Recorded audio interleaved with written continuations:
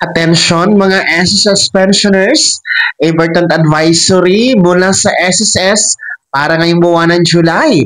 Hanggang July 31 pa ito. Pag-uusapan natin dito sa video. Hold up.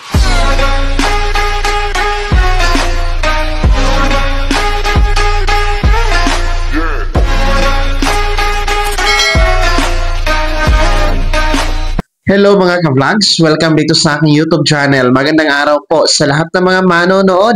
Saan po kayong dakaw sa mundo? Kumusta mga ka-vlogs? Eto mga pensyonado ni SSS, important advisory mula sa SSS para ngayong buwan ng July. Hanggang katapusan pa ito July 31. Mamaya-maya, pag-uusapan natin. Pero kung bago pa lang dito sa aking YouTube channel, o di kaya hindi ka pa nakasubscribe, click nyo muna natin subscribe button na nasa baba. O yung kalimutan na pindutin ang notification bell, ilagay nyo po sa all para naman updated ka sa lahat ng mga videos na aking i-upload. So, ito na nga mga SSS pensioners, kakapasok lang. Napakahalagang advisory po para sa buwan na ito ng July.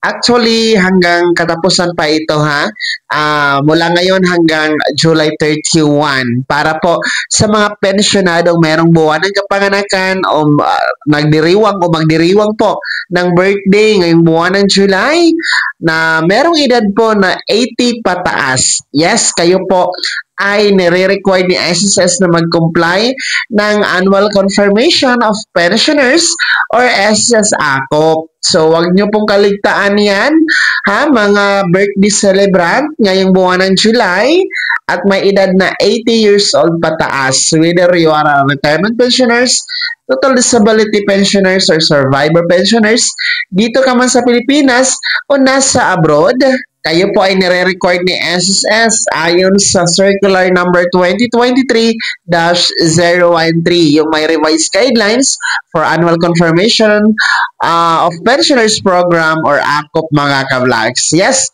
so since ngayon po ay maaga pa, no?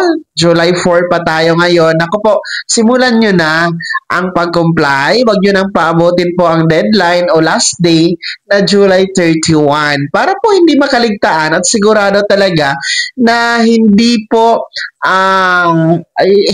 makalimutan, no? Ang pag-comply ng ACOP at hindi po masakripisyo ang inyong pensyon. Dahil kapag hindi kasi kayo nag-comply ng ACOP sa buwan ng kapanganakan, ay pinuputol po ni SSS ang inyong pensyon. Kaya baka magtaka kayo, pagdating ng buwan ng August, ay wala kayong matatanggap na pensyon. Yun pala, hindi kayo nakapag-ACOP. Kaya ngayon pa lang, pumunta na, sumugod na sa pinakamalapit na SSS branch na nasa inyong lugar. No? Kung malapit lang naman po kayo, pwede po hindi lang naman, kaya lang naman pumunta sa branch ng SSS, pwede kayo mag-walk-in to comply your SSS ACOP. And then, available po ang ACOP na form sa mga branches ng SSS. No? Wala po yung bayad libre lamang yan. Sa mga nasa abroad, pwede po mag-comply ng ACOP through video conference. No? Ang gagawin nyo po, mag-email kayo kay SSS. I-request na po na mag-comply kayo ng ACOP through video conference, and then sa SSS po ay manghihingi ng inyong information, no, about the pensioners or the survivor, no, and then kapag na-provide nyo po, magsiset po yan ng schedule para mag-comply po ang video conference na ACOP. Tandaan, Philippine Standard Time po ang masusunod kapag video conference, no? Kung nasa ibang bansa kayo. And then, you can download naman po the ACOP form through the My.SSS account. Punta kayo sa forms, hanapin nyo po ang Annual Confirmation of Pensioners form. Pwede nyo po yan i-download, no? Para ma-fill upan nyo po. Or pwede din po kayo mag-comply ng ACOP sa mga selected banks na deklarado po ni SSS. Nasa screen nyo po, kung kliyente po kayo ng mga bangkong yan, you can comply your SSS ACOP dyan, mga pensionado. So ulitin po ha, panawagan po talaga ito sa lahat ng mga pensyonado, abiso po, advisory mula sa SSS hanggang July 31 po, no? Or nitong buwan ng July, no? Kung nag-birthday kayo o magbe-birthday kayo, whatever kung anong petsa from July 1 hanggang July 31, tapos 80 years old pataas yung inyong edad, abay, huwag niyo pong kaligtaan dahil nire-required kayo na mag-comply ng SSS annual confirmations of pensioners or AKOP mga kablangs, ha? Mas maaga, mas maganda. Kaya naman, mga pensionado ng SSS, sino sa inyo dito ang merong edad na 80 years old pataas and then merong buwan ng kapanganakan ngayong buwan ng July? No? Happy birthday po sa inyong lahat. No? Ano po yung comment at reaction sa balitang ito? Kayo ba ay nakapag-akop na or hindi pa? No? Ibahagi niyo po sa comment section na nasa baba.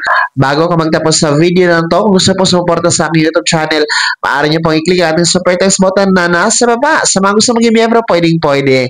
I-click niyo po ating join button. Maraming perks dyan mga vlogs. Be my member now. Sana naging gabay ang video na to kahit paano pag-uusapan natin ang mga mahalagang bagay na may kinalaman sa pagiging miyembro, beneficiaryo at pensyonado sa SSS. Kung hindi ka pa nakasubscribe dito sa aking YouTube channel, maaari nyo na i-click ang ating subscribe button na nasa baba. Huwag niyong kalimutan na pindutin ang notification bell. Ilagay niyo po sa all para naman updated ka sa lahat ng mga videos na aking upload. Maaari nyo rin i-like ang video na to at kung meron ka pa mga katanungan, maaari nyo i-comment sa comment section na nasa baba. Paki-follow na din po ang aking official Facebook page na nasa screen niyo. Muli po ako si Daniel Timpawa na nagsasabing dito sa aking YouTube channel, pawang katotohanan at lahat, totoo lamang.